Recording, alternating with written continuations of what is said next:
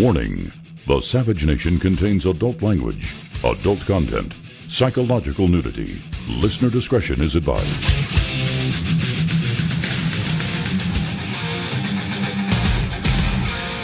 And now, America's most exciting radio talk show, The Savage Nation. Talk radio for the thinking person, home of borders, language, culture. And here he is, Michael Savage. Shrimp boats is a common, their sails are inside. Shrimp boats is a common, there's dancing tonight. Why don't you hurry? We are going to do politics, of course, but I'm going to begin with something from the real life, the real world, something that most talk show hosts don't live in. I can't tell you that politicians live in the real world. I don't know who lives in the real world anymore, but I do. So every morning, I bicycle by a little yacht harbor, and this morning I talked to a sardine fisherman. You say, well, why are you telling me about that? Because I want to tell you about the world through a sardine. I spoke to a young fisherman who was wrapping up his nets. I happen to know the sardines are running because I watched the birds eat them last week on the jetty outside my house. And he told me that this huge school of fish has now gone across San Francisco Bay, and they're over by the Richmond side. So I said, well, where do your sardines go? He said, well, they're trucked up to a freezing plant, they're sent up to Bellingham, Washington, and they're sent to Japan. Not one sardine is sold in America. So they're fished out of my waters. They're sent to Japan, and I said, what, do they take the roe out of them and then get rid of the fish? Right. Now, sardines are one of the most healthful foods in the world. I don't mean the stuff in a can with the salt and the oil. Sardines are great foods, rich in omega-3s, etc., high protein.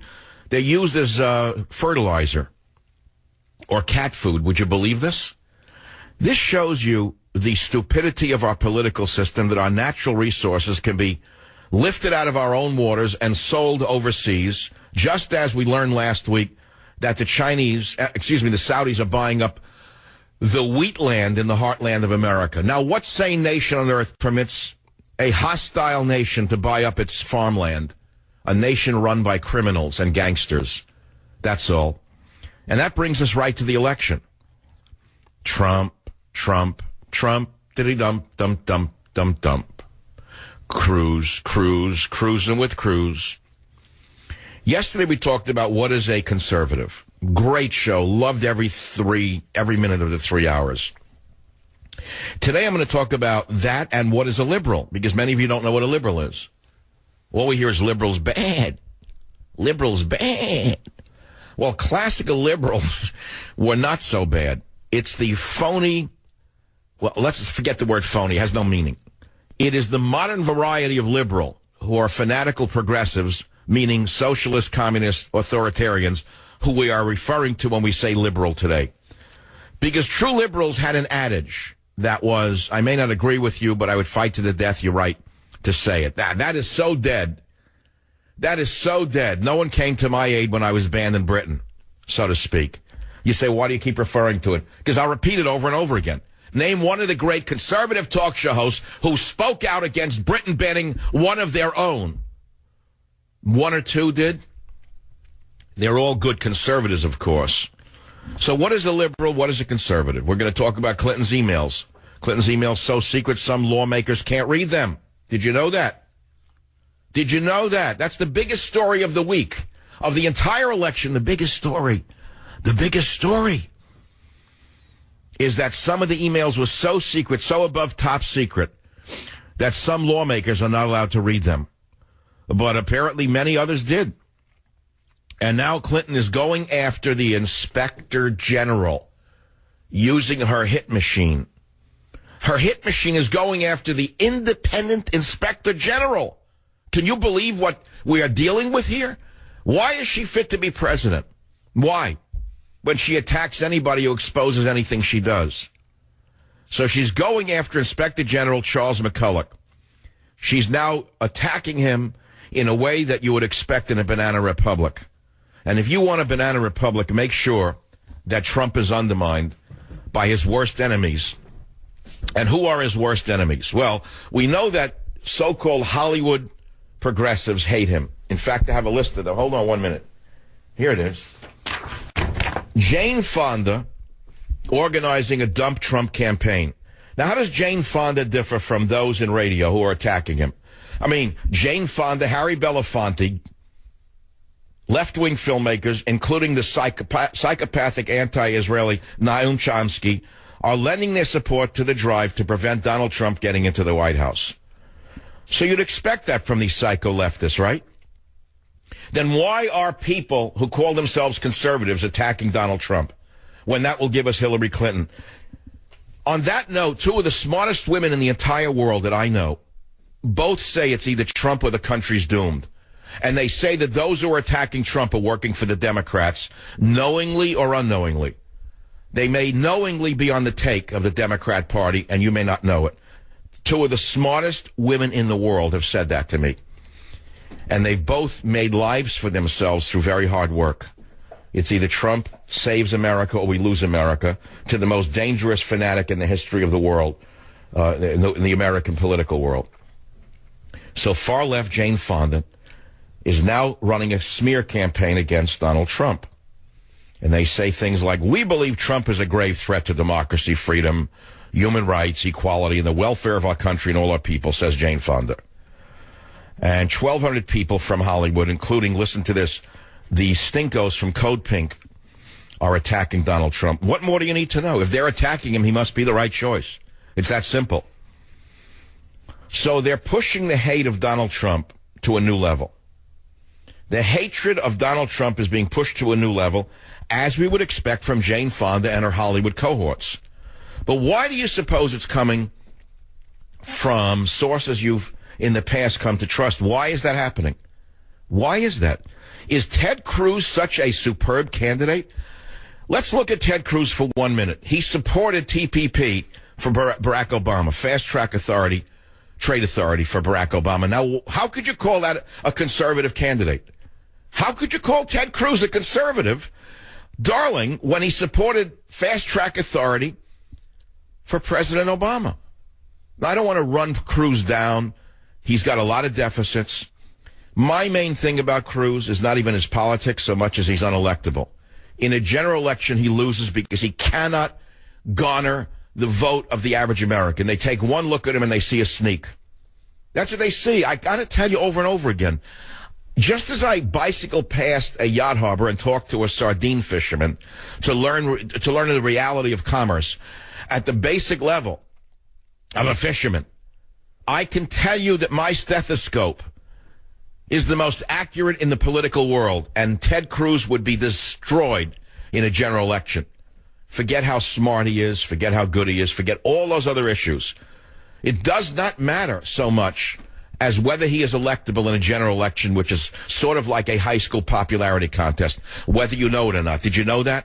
The average American votes based upon what they see in the last week before the election. That's all they do. They look at the candidate, don't even know who he is. And that's what it is, make a decision based on popularity. Do they like his suit? They like his hair, they like his tie, they like his smile. That's about it. And his teeth. I'm sorry to tell you, Ted Cruz loses on all of those fronts. Doesn't mean that he's a bad man. He's probably a great guy. I know he's intellectually superb. I don't appreciate him voting for TPP, but I like listening to him. I think he makes good sense. I mean, he says the word Constitution one more time, I'll say, okay, we heard it already. We know what the Constitution is. We all carry one in our pocket like the little red book. I get it.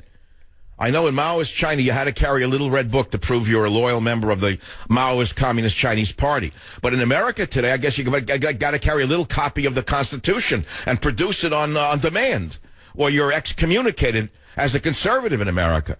Must carry that Constitution in your back pocket, preferably in chest pocket, and produce it on demand in order to get on a subway car, or else you'll be told that you're not a conservative. You don't pass the litmus test. That's topic number one. So what is a conservative and what is a liberal? What is a liberal? We don't even know what a liberal is anymore. I found a definition of a liberal. It was published by the Huffington Post a number of years ago by a number of left-leaning law professors who have no recognition, so I won't mention their name. And here's one of them. Liberals believe government must respect and affirmatively safeguard the liberty, equality, and dignity of each individual. It is liberals who have championed and continue to champion the rights of, get ready, racial, religious, and ethnic minorities, political dissidents, persons accused of crime, and the outcasts of society. It is liberals who have insisted on the right to counsel, a broad application of the right to due process, and the principle of equal protection for all people. Now, that's all very important stuff for those individuals who are minorities or criminals. They all are entitled to representation, but not by overriding the will of the majority and violating the law itself. That's the problem with liberalism as it is practiced in America today. It's not that I oppose the liberty and equality and dignity of each individual. I oppose the fanatics using George Soros' billions of dollars of, I think, ill-gained monies, using the monies of George Soros to buy the newspapers, as in The Godfather, and override the will of the majority. And go on. Liberals believe government has a fundamental responsibility to help those who are less fortunate. Oh, that's very, very benevolent of you. It is liberals who have supported and continue to support robust government programs to improve health care, education, social security, job training, and welfare for the neediest members of society. It is liberals, they write, who maintain that a national community is like a family, and that government exists in part to promote the general welfare. That all sounds good to an 18-year-old kid in college. Now, if liberals believe in all of this stuff, how is it that Facebook, Google, Microsoft, and other liberal companies evade taxes and make you foot the bill for their liberalism? I mean, very nice if Google, Microsoft, Facebook, and the others who use the triple Irish, triple Dutch methods of paying very, very low taxes and make you foot the bill for all of these health care, education, social security, job training, and welfare programs for the neediest members of society. And then we read this morning that the owner of one of the most popular yogurt companies in America, Chobani Yogurt, is a Kurdish Muslim refugee immigrant who is lobbying around the clock to bring in as many Middle Easterners as he can to work in his factory. And he's gotten some gigantic companies to go along with him. Did you know any of this? So every time you eat that yogurt, you're bringing another refugee into America. You didn't know any of that. So I've started the show now talking about sardines, conservatives, liberals, Cruz, Trump, Clinton's emails. I think that's enough for an opening. It's enough for the children to digest at the beginning of the class today. And if you've taken notes and you care to ask a question or state something, there is a phone number you can call. I am not the New York Times or the Daily News. I actually take calls. And the phone number for your editorial is 855-400-SAVAGE. See, we are the new newspapers. I don't say that often enough. I grew up reading newspapers. I read many of them in my house in Queens. My father bought 5 of them a day. I didn't know why he was buying 5. And he used to say to me, because I want to know all sides of a topic. He never went past high school. He was an immigrant. He worked too hard to go to college. He didn't have the money. Dropped out of high school and worked his whole life. Okay. He read 5 newspapers a day. I can remember them to this day. Daily News, New York Post, the New York Herald Tribune. That was 3. I don't remember the rest, honest to God. There were a few others. I don't know who they were. And I said, Dad, why are you reading all these papers? He said, well, one gives you one side, the other gives you the other side. I want to know all the sides before I make up my own mind. So he was a very, very independent-minded man, my father. In that sense, I thank him for that. And then when I got older and I thought I was so smart, I would write letters to the editor, and occasionally they would be published by the New York Times. And boy, would I treasure those editorials. I have them in a file somewhere. How long has it been since you've had a letter published by any newspaper? Like forever? And talk radio now serves as the instant method of communication. Back in a minute. It is the Savage Nation. I mean, I'm going to repeat the topics till I'm blue in the face. I can't do it. We're talking about what is a liberal, what is a conservative, the Cruz-Trump feud, that Jane Fonda has joined other fanatical anti-American left